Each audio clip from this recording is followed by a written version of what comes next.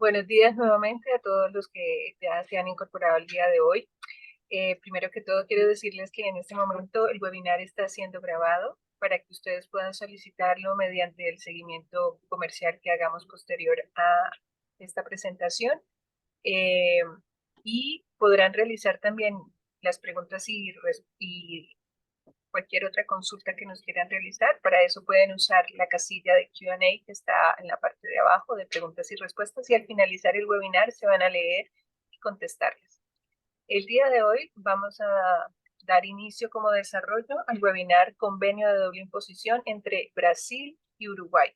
Para el día de hoy nos acompaña Percy Hetman, abogado brasilero con buena experiencia en el área impositiva, y nuestra gerente general de nuestra oficina en Uruguay, Perla Julián. Muy buenos días a ambos. Los dejamos entonces para que puedan dar inicio a este webinar. Eh, Percy, Perla, bienvenidos. Muchas gracias, Marta. Bueno, buenos días a todos los participantes, a todos los que se han conectado hasta el momento. Y bueno, vamos a dar inicio entonces a este tema, que es el acuerdo para evitar la doble imposición entre Brasil y Uruguay. Este convenio es de reciente vigencia, y en la agenda de hoy vamos a ver qué son los tratados para evitar la doble imposición, el convenio Brasil-Uruguay específicamente, algunos aspectos formales y la situación actual. Entonces, antes de empezar al convenio en sí, vamos a ver, distinguir la diferencia que hay entre los acuerdos para evitar la doble imposición y los convenios y los acuerdos de intercambio de información. Vamos a definir primero entonces los acuerdos para evitar la doble imposición, en que los estados participantes delimitan la jurisdicción tributaria, estableciendo límites dentro de los cuales pueden aplicar su ordenamiento jurídico para evitar la doble imposición, que es el doble pago de un mismo impuesto en ambos países. Vale decir, las jurisdicciones tributarias tratan de incentivar la inversión y la internacionalización de las empresas, tratando de evitar que el mismo impuesto se pague en dos países o más diferentes. La ausencia de acuerdos de doble imposición afecta a la competitividad de las empresas en el exterior. Este tipo de convenios redunda en una mayor cooperación entre las administraciones tributarias y facilita la lucha contra la planificación fiscal abusiva y la evasión fiscal. ¿Sí? Entonces, vamos a ver las características principales que persiguen los acuerdos para evitar la doble imposición. Obviamente, la protección del contribuyente contra la doble imposición internacional, que es lo que vimos hace un minuto. O sea, el impuesto se cobra una sola vez en cada país, donde se emite un documento que exime del mismo impuesto en el otro. Por otra parte, trata de prevenir contra el desincentivo a las inversiones debido a los elevados impuestos. La ausencia de doble imposición equivale a países con impuestos más bajos. Y por último, las relaciones más estrechas y mayor cooperación entre países. Con el aumento del negocio existe mayor adaptación del estándar en ambos países. ¿Sí? Esos son, digamos, los pilares. Ahora vamos a ver algunos aspectos formales del CDI firmado entre Brasil y Uruguay, y vamos a ver el cronograma, ¿verdad? El 7 de junio del año 2019, Brasil y Uruguay firmaron un acuerdo bilateral para eliminar la doble imposición en relación a los impuestos a la renta y al capital y prevenir la evasión y elusión fiscal. El CDI entró en vigencia el 21 de julio del año 2023. No obstante, sus disposiciones serán aplicables a partir del 1 de enero del 2024, o sea, a partir del año siguiente. Brasil tiene más de 30 acuerdos internacionales para evitar la doble imposición y prevenir la evasión fiscal. Es hogar de un sistema tributario complejo y desafiante. Está constantemente tratando de mejorar sus herramientas para resolver disputas tributarias internacionales, por lo cual los acuerdos para evitar la doble imposición facilitan justamente este tema, ¿sí? Uruguay cuenta con más de 20 acuerdos para evitar la doble imposición. 24 de ellos son convenios para evitar la doble imposición fiscal y 14 son acuerdos sobre intercambio de información en materia tributaria. Ahora vamos a ver la diferencia que hay entre un convenio y un acuerdo, porque hasta ahora venimos hablando de los convenios firmados, o sea, convenios para evitar la doble imposición firmados y los acuerdos de intercambio de información. Entonces, vámonos a ver la diferencia que hay entre uno y el otro y además la finalidad que busca uno y la finalidad que busca el otro, ¿sí? Los convenios para evitar la doble imposición tienen como finalidad evitar la doble tributación de los contribuyentes, previniendo el efecto disuasivo que pueda tener la doble tributación sobre la circulación de bienes y servicios, la libertad de inversiones internacionales y la transmisión de tecnología, otorgando una razonable seguridad jurídica y fiscal. Los acuerdos de intercambio de información tienen como finalidad mejorar la cooperación entre las administraciones tributarias, permitiendo a los estados contratantes el acceso a la información previsiblemente pertinente para el cobro de sus impuestos, así como para detectar la evasión y combatir el fraude fiscal. Acá claro que no cualquier administración fiscal puede pedir información tributaria respecto de cualquier contribuyente. Obviamente tiene que existir una razón, un motivo valedero y la administración fiscal que pide esa información a la otra administración fiscal tiene que dar prueba de que efectivamente tiene un motivo valedero para pedir esa información, ¿sí? Acá les dejo como ayuda a memoria el listado de países con los cuales Uruguay tiene acuerdos para evitar la doble tributación vigentes en este momento, así como también los acuerdos para intercambio de información. Esto es una especie de guía para que en caso que lo quieran consultar, lo tengan como material de apoyo. También les dejo el listado de países con los cuales Brasil tiene acuerdos firmados vigentes para evitar la doble imposición. Ahora vamos a ver algunos aspectos relevantes y me quiero detener en un punto que les quiero aclarar, de que el CDI firmado entre Brasil y Uruguay sigue en líneas generales el modelo de convenio de la OCDE.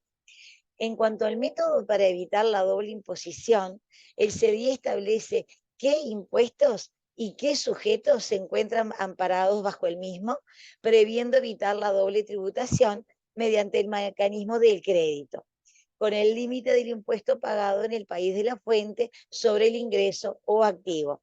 Vale decir, una empresa, una persona paga un determinado impuesto, el cual en el país de residencia luego, si tuviese que pagar el mismo impuesto en el país de residencia, lo que se hace es otorgar un crédito a los efectos de que no se duplique el pago y pueda computar como pago a cuenta el impuesto que pagó en el país fuente, ¿sí? En cuanto al intercambio de información, el CDI incluye cláusulas específicas y esto se complementa con el acuerdo de intercambio de información firmado entre ambos países en octubre del año 2012. Ahora vamos a ver dos o tres conceptos que se manejan en el convenio para evitar la doble imposición, que son importantes definirlos, ya que son la base para luego aplicar los artículos del CDI, ¿sí? Este CDI aplica a las personas residentes de uno o de ambos estados contratantes. Entonces, para poder aplicar el CDI vamos a definir lo que se entiende como residencia, ¿sí? A los efectos de este convenio, la expresión de residente de un estado contratante significa toda persona que, en virtud de la legislación de ese estado, esté sujeta a imposición en el mismo en razón de su domicilio, residencia, lugar de constitución, sede de dirección o cualquier otro criterio de naturaleza análoga, incluyendo también a ese estado y a sus subdivisiones políticas o autoridades locales, ¿sí? Ahora vamos a ver, cuando una persona física sea residente de ambos estados contratantes, existen criterios de desempate, como pueden ser donde la persona fija su domicilio permanente, donde la persona tiene sus intereses vitales, donde la persona sea nacional y si no se pudiera resolver por los puntos antes mencionados, las autoridades competentes de los estados contratantes resolverán el caso de común acuerdo. Me voy a detener en este punto para aclarar dos aspectos.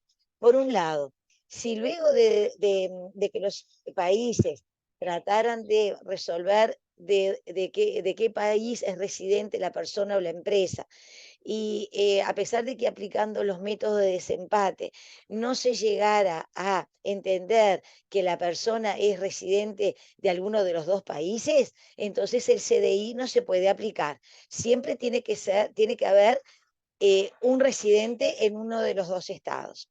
Y por otro lado, una vez que se defina la residencia en uno de los dos estados, la persona tiene que pedir un certificado de residencia fiscal al país donde reside para poder aplicar el CDI. Estos son aspectos formales, pero lo quería aclarar porque es una información útil al momento de poder aplicar el convenio para evitar la doble imposición. Ahora vamos a ver otro concepto importante que son las utilidades empresariales. Las utilidades empresariales se graban exclusivamente en el estado de residencia, salvo que la empresa realice su actividad en el estado de la fuente por medio de un establecimiento situado en él. En este último caso, también se estará facultado al estado de la fuente a la medida que dichas utilidades sean imputables al establecimiento permanente, obviamente, ¿no? A continuación veremos entonces el concepto de establecimiento permanente. Entonces, el convenio define el establecimiento permanente en el artículo 5. El artículo 5 define entonces el establecimiento permanente como un lugar fijo de negocios mediante el cual una empresa realiza toda o parte de su actividad. En este CDI, el establecimiento permanente de construcción se configura cuando la duración de la obra excede los 6 meses. Esto lo aclaro porque el modelo de convenio OCDE se basa sobre la duración de 12 meses. O sea que en este convenio la duración es menor. Además, este convenio incluye el EP de servicios, que no forma parte del convenio de la OCDE. Y ahora más adelante vamos a verlo. Este establecimiento permanente se configura, o sea, el de servicios, ¿no? Y se configura cuando la empresa presta servicios por intermedio de empleados contratados en el otro estado durante un periodo o periodos que excedan en total los 183 días dentro de un periodo de 12 meses, ¿sí? Se tiene que cumplir entonces esa duración de 183 días o más para que se entienda que existe establecimiento permanente de servicios. Ahora vamos a ver los dividendos. El convenio faculta a ambos estados, tanto el de residencia como el de la fuente, a gravar los dividendos. No obstante, para el estado de la fuente, es decir, es el estado que paga los dividendos, se fijan topes de imposición, ¿sí? El 10% se grava del importe bruto de los dividendos si el beneficiario efectivo de los mismos es una sociedad que posea directamente al menos el 25% del capital de la sociedad que paga los dividendos. Y por otro lado, en el restante caso se aplicaría el 15%. O sea que tenemos dos tasas, el 10 y el 15. Y ahora vamos a ver una salvedad, una acotación que quiero hacer que es muy importante, que en dicho tope no opera en el caso de Uruguay, dado que por normativa interna los dividendos se graban al 7%, considerando que la tasa, de acuerdo a la normativa interna de Uruguay, es menor a la que aplica el convenio, obviamente se aplica la tasa menor, ¿verdad? Ahora vamos a ver los intereses. En el caso de los intereses, al igual que para los dividendos, el convenio faculta a ambos estados a gravar la renta fija con un tope de imposición para el estado de la fuente. Es algo similar a lo que vimos en el caso de los dividendos. Se grava pero con tope.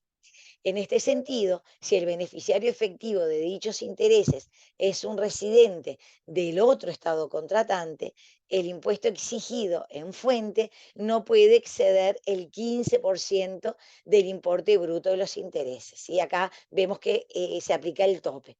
Y vale la aclaración al igual que para los dividendos, que o sea, que es en el caso de Uruguay, obviamente, que el tope no opera en el caso de Uruguay, dado que por normativa interna la tasa general que grava los intereses es del 12%. En la medida que la tasa que aplica Uruguay para este caso es menor a la que aplica el tope del convenio, entonces se aplica la tasa menor, que es el 12%. ¿Sí? Em, Obviamente que todo esto lo estamos diciendo y como lo dijo Marta al inicio de la charla, pueden ir anotando sus dudas, sus preguntas, que después de que yo termine mi exposición y el doctor Percy también termine su exposición, va a haber un lugar para que puedan hacer sus consultas, sus dudas, y en la medida que podamos responderlas en el momento, trataremos de responder las consultas, ¿sí? Ahora vamos a ver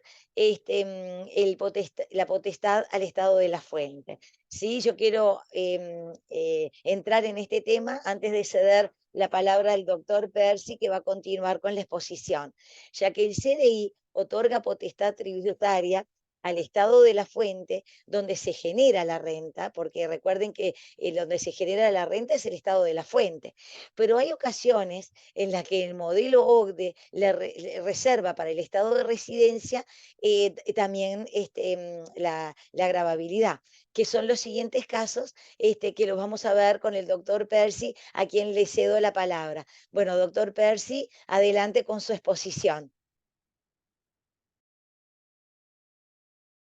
Muy bien, muchas gracias, señora Julián. Agradezco las menciones gentiles a mí, totalmente inmerecidas, pero debo seguir con la exposición. Mis anteojos. El convenio para evitar doble imposición otorga potestad al Estado que las paga con estas limitaciones que hablaba la señora Julián.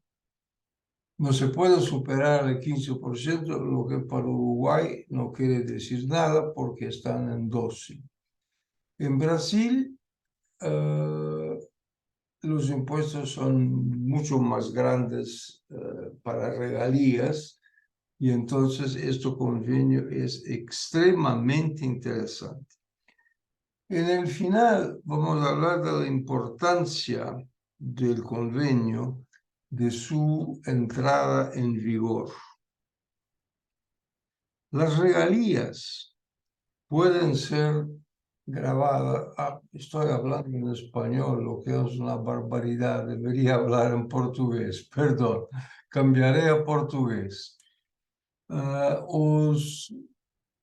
O Estado brasileiro tem, o convênio estabelece que tanto o Estado brasileiro como o uruguaio tem o poder de estabelecer se o beneficiário último dos royalties é residente no outro estado contratante ou no Brasil, no caso. E o que vem a ser exigido na fonte não poderá exceder 15%, no caso de royalties por marcas, e 10% dos demais casos de royalties. Em caso de juros, agora, que se há interesse em espanhol, é absolutamente igual ao que se paga em dividendos, em que o governo faculta a ambos os estados taxarem a renda e determina um ponto máximo de taxação no estado da fonte que gerou esta obrigação tributária. Neste sentido, se o beneficiário efetivo de tais interesses é residente em outro estado contratante, o imposto exigido não pode passar de 15% do montante bruto de juros. Vale a pena mencionar que este tope, este limite máximo, não vale no caso do Uruguai, que, por norma interna, a lei que taxa os juros está fixada em 12%. Já os artigos 10, 11 e 12, que dispõem sobre dividendos, juros e royalties, a jurisdição fiscal se divide entre os dois países. Isso implica que o Brasil dará um crédito pelo imposto sobre a renda que foi retido na origem no Uruguai. E o mesmo sucede na hipótese inversa. Aliás, nesse ponto, convém um parênteses, é muito interessante ressaltar o equilíbrio deste acordo modelo OCDE, mesmo que o Brasil atualmente não seja membro da OCDE, mas o Brasil segue este modelo OCDE por ser muito equilibrado. Permite pessoas físicas e jurídicas de Uruguai e Brasil ou serem beneficiários dessas transações. Passamos daí a honorários por serviços técnicos. O convênio outorga poder limitado para o Estado de onde procedam esses honorários, perdão, com um limite máximo de 10% quando o beneficiário efetivo seja residente no outro Estado. E vice-versa, claro. Na sua maioria dos convênios, o Uruguai se regula por um artigo de benefícios empresariais que determina o estado da fonte, que o estado da fonte não possa taxar, a menos que a empresa estrangeira tenha um estabelecimento permanente, como já mencionou a senhora Juliana. Passamos daí a serviços pessoais independentes, que podem ser tributados pelo poder de tributação, no caso das atividades independentes de determinado caráter ou especificação. Isso é muito importante ter em mente quando se for fazer uma operação. Há que se ver se essa atividade de prestação de serviços pessoais independentes é X ou Y e ela se beneficia ou não da taxação mais beneficiada. Bem, passando aos elementos, aos rendimentos de bens patrimoniais, o titular do direito, ou o dono do direito de tributar, é o estado onde eles estão localizados. Este contrato para evitar bitributação também estabelece, e aí vem outro ponto em que ele me parece muito equilibrado, estabelecer regras anti-abuso, como nos lucros de capital derivados das vendas de ações, quando mais de 50% do seu valor se origine de propriedade imobiliária no outro estado. Se essa porcentagem se materializa em 365 dias anteriores à venda, este outro estado também pode gravar. O direito geral aos benefícios me faz trazer um ponto presente, que nos últimos convênios firmados pelo Uruguai, o conceito de pessoa qualificada aos efeitos, ou para os efeitos de ter direito aos benefícios, está presente neste convênio para evitar bitributação. Em resumo, tanto o Brasil como o Uruguai incorporaram neste convênio alguns progressos de forma equilibrada que vieram a ser observadas em outros e anteriores convênios. No caso do Brasil, especificamente Suíça e Singapura. Com isso, eu termino a parte expositiva, mas gostaria de mencionar a entrada em vigor do convênio para evitar bitributação, alertando para, desde já e também ao final, terem todos muito cuidado em verificar a entrada em vigor deste convênio. Não há dúvida que já está vigindo no Brasil este convênio para superar a lei nacional. Se a lei nacional fala 10 e o convênio fala 5, prevalece o convênio, porque já cumpriu a parte legal formal de se inserir na legislação brasileira. Isso está no Código Tributário Brasileiro, que acomoda, recebe essas disposições.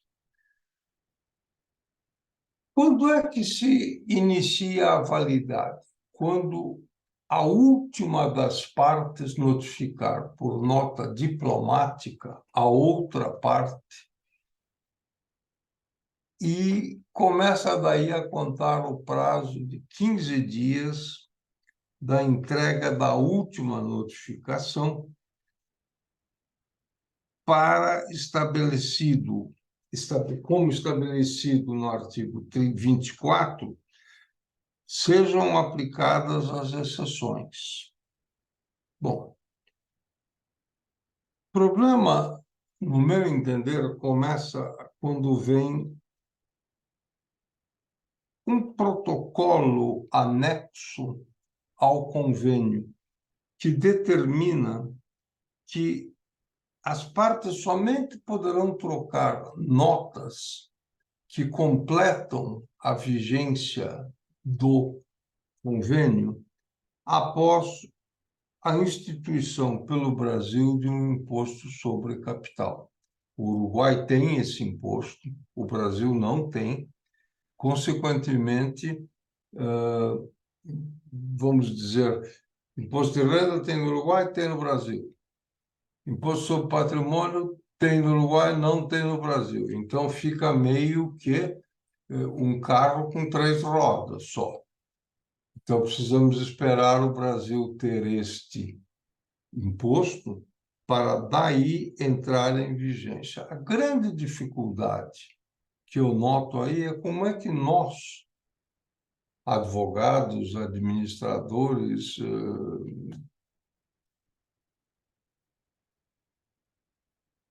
ensinadores, vamos dizer assim, de uso deste CDI, vamos saber quando é que isso entrou em vigor ou não, quando a nota diplomática foi entregue e quando foi a última. Por isso que nós recomendamos fortemente planejar usar este convênio, mas antes de implementar uma decisão, consultem alguém de sua confiança e com experiência na área para determinar se a parte que vocês pretendem usar já está em vigor.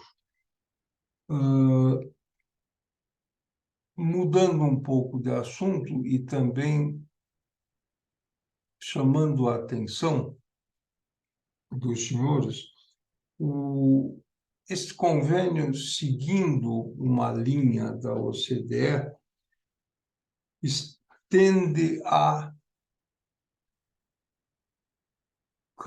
como eu diria, a evitar o planejamento tributário chamado agressivo. Por exemplo, na Europa tivemos casos gritantes da Irlanda, em que todas as grandes companhias de software americanos se mudaram para lá porque o imposto era mais barato e, na realidade, não estavam lá. Isto é um comportamento tributário agressivo.